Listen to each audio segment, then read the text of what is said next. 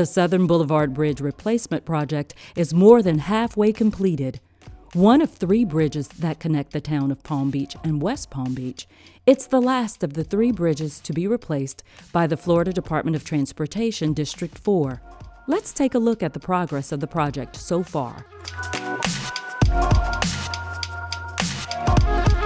Most of the intermediate piers for the western approach have been completed for the new movable bridge, which will be a bascule bridge. False work for the bridge spans is now being assembled for the upcoming installation of the spans. A total of 11 spans will be cast in place on the new movable bridge. The 2 main piers that will hold the movable spans are in various stages of construction.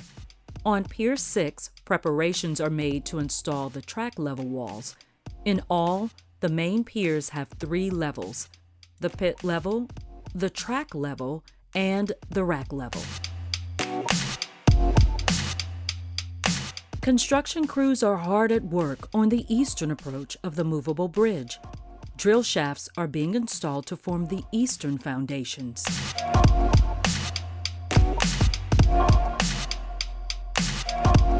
A fixed level bridge is also being replaced as part of the Southern Boulevard Bridge project.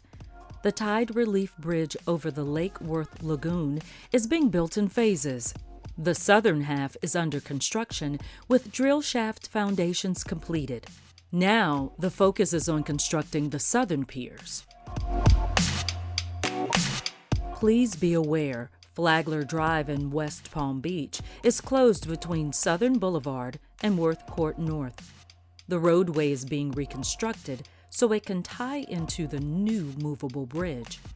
Please drive carefully through the designated detour on Worth Court North and Washington Road. The Southern Boulevard Bridge Replacement Project is scheduled to be complete in summer 2021.